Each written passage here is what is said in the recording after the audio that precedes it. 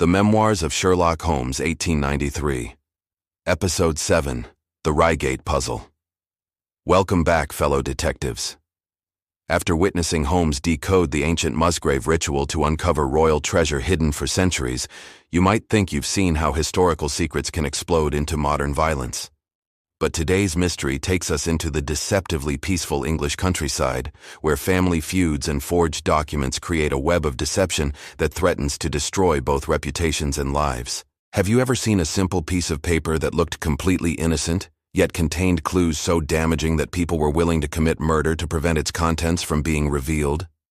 Prepare yourself for one of Holmes's most intricate puzzles, where handwriting analysis becomes the key to solving robbery and murder, and where the truth lies hidden in the very documents meant to conceal it. Picture yourself on a warm spring morning in 1887, when Holmes is recovering from the exhaustion of a particularly demanding case that has left him pale, drawn, and desperately in need of rest and recuperation. You're accompanying him and Watson to the Surrey countryside, where Colonel Hayter has offered the use of his estate near Reigate for Holmes's convalescence, believing that peaceful rural surroundings will restore the great detective's health and energy. "The change of scenery will do you good, Holmes," Watson observes with professional concern as your carriage winds through the rolling hills and verdant meadows of Surrey. "You've been pushing yourself too hard lately, and even your remarkable constitution has limits that must be respected." Holmes waves dismissively, though you can see the fatigue etched in his sharp features. "Perhaps you're right, Watson. A few days of country quiet, away from London's criminal conspiracies and urban mysteries, might indeed prove beneficial. What could possibly happen in such a peaceful, law-abiding corner of England? Think about that question, detective. When Sherlock Holmes expects peace and quiet, what are the chances that he'll actually find it? In your experience, does trouble seem to follow the great detective, or does his presence somehow attract the very mysteries he claims to want to avoid? No sooner has your carriage reached Colonel Hayter's estate than the local magistrate, Mr. Cunningham, arrives in a state of considerable agitation with news that shatters any hope of restful recuperation. "Mr. Holmes, thank goodness you're here. We've had a most disturbing robbery, and I fear it may be connected to something far more serious than simple theft." Watson immediately shifts into his protective mode. Surely local matters can wait until Mr. Holmes has recovered his strength. He's come here specifically to rest and avoid the strain of investigation. But Holmes's eyes are already beginning to show that familiar gleam of intellectual curiosity that no amount of fatigue can completely suppress. "What sort of robbery has occurred, Mr. Cunningham?" Holmes asks, despite Watson's obvious disapproval. "And what makes you suspect it's connected to more serious crimes?" This is where your detective skills become crucial. Sometimes the most important cases begin with seemingly minor incidents that hint at deeper conspiracies. Cunningham explains the disturbing details. 2 nights ago, someone broke into the home of William Kirwan, the coachman who works for the Actons at Cunningham Lodge.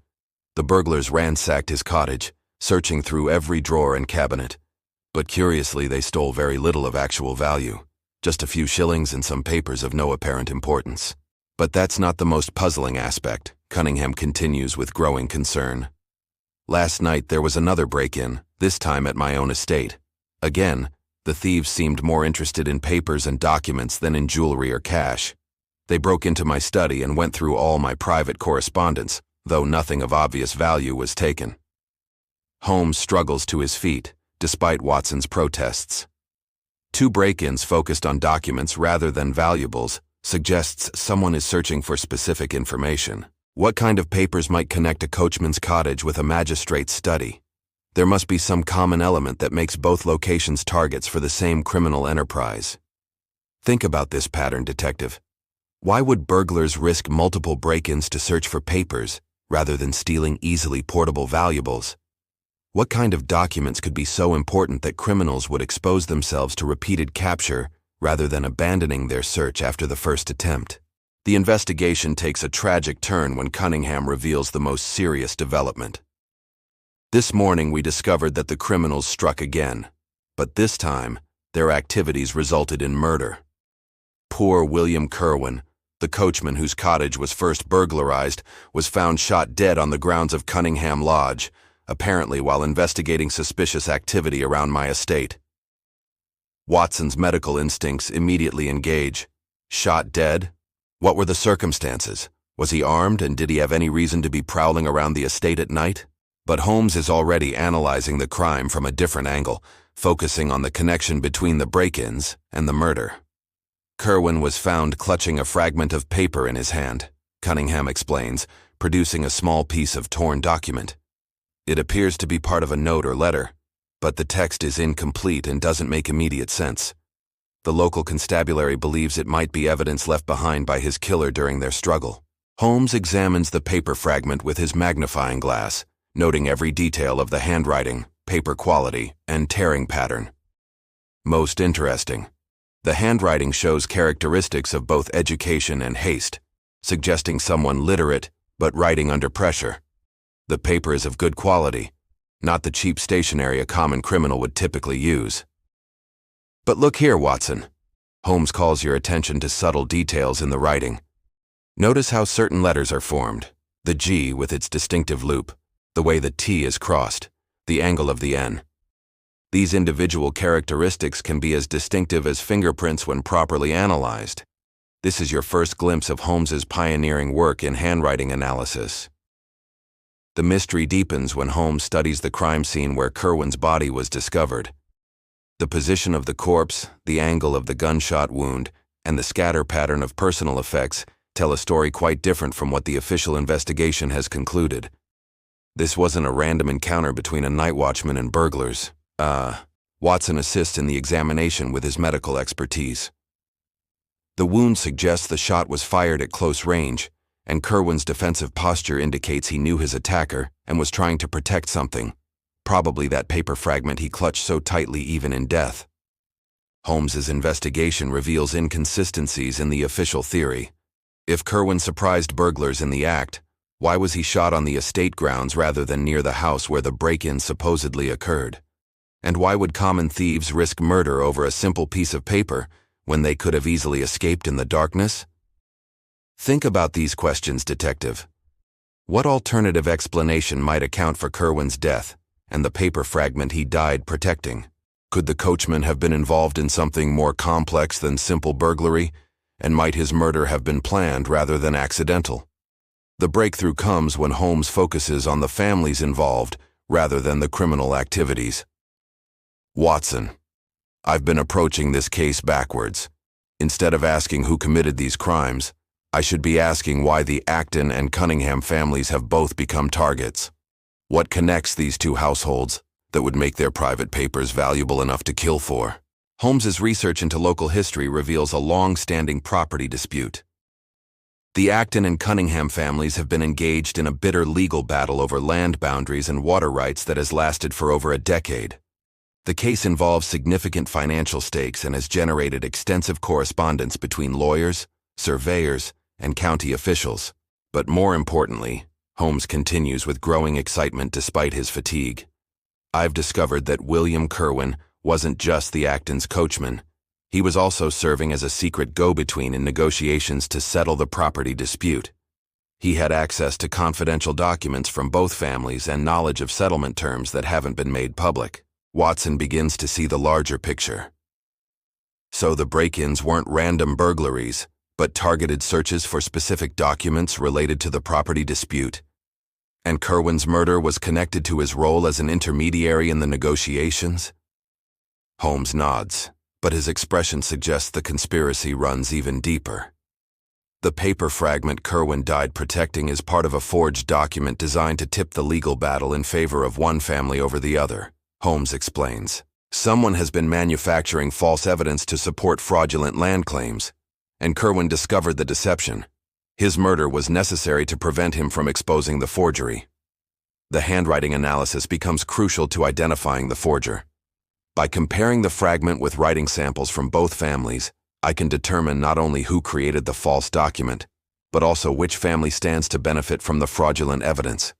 The distinctive letter formations I noted earlier will serve as proof of the forger's identity. Holmes's examination reveals shocking results. The forged document was created by someone in the Cunningham household, using their position as magistrate to lend credibility to false evidence that would have stolen thousands of pounds worth of property from the Acton family. But the forgery was detected by Kirwan, who threatened to expose the conspiracy. The confrontation takes place at the Cunningham estate, where Holmes presents his evidence despite his weakened condition. The break-ins were staged to make it appear that both families were victims of the same criminals, when in reality, they were cover for retrieving and destroying evidence of the forgery. Kirwan's murder was necessary because he could identify the forged documents and testify about their creation. Think about the psychology behind this crime, detective. How could a respected magistrate justify forgery and murder to win a property dispute? What does this reveal about how seemingly civilized people can resort to violence when large sums of money and family pride are at stake? The revelation of the true criminal shocks everyone involved. Young Alec Cunningham, son of the magistrate, created the forged documents with his father's knowledge and assistance. When Kirwan threatened to expose their conspiracy, they lured him to the estate grounds and murdered him, staging the scene to look like he had surprised burglars. Watson helps apprehend the criminals despite his concerns about Holmes's health. The elder Cunningham's position as magistrate gave them inside knowledge of legal procedures and access to official documents that made their forgeries more convincing. But their own arrogance led them to leave evidence that exposed the entire conspiracy. The resolution brings justice, but at a personal cost to Holmes. The mental strain of solving this complex case, combined with his already weakened condition, causes Holmes to collapse immediately after the criminal's confession. His determination to see justice done has pushed him beyond the limits of physical endurance. Weeks later, as Holmes recovers from his breakdown, he reflects on the case's lessons. The Reigate Puzzle demonstrated that even in peaceful rural communities, greed and family pride can motivate the most sophisticated crimes. The very people trusted to uphold justice can become criminals themselves when their interests are threatened. The case also advanced Holmes's pioneering work in forensic handwriting analysis. This investigation proved that individual writing characteristics can be as distinctive as physical features, and that careful analysis of penmanship can provide irrefutable evidence of identity and criminal intent. So tell me, detective, did you suspect that the break-ins were connected to the property dispute before Holmes revealed the connection? What does this case teach us about how legal disputes can escalate into criminal conspiracies? And most importantly, how do we recognize when respected community leaders have crossed the line from legitimate competition into criminal behavior? This complex mystery reminds us that the most dangerous criminals are often those who use their social position and community trust to conceal their crimes. The Cunninghams' status as local magistrates made their forgery more credible, and their investigation more difficult, proving that authority can be both a shield for criminal activity and a weapon against justice. Holmes's willingness to pursue this case despite his exhausted condition demonstrates his unwavering commitment to truth and justice, even when the personal cost is severe. Sometimes the most important victories require sacrifices that test the limits of human endurance. Join me next time as we investigate The Crooked Man, a case where military secrets from India create present danger in an English garrison town, and where the past returns with a vengeance that threatens to destroy both honor and life.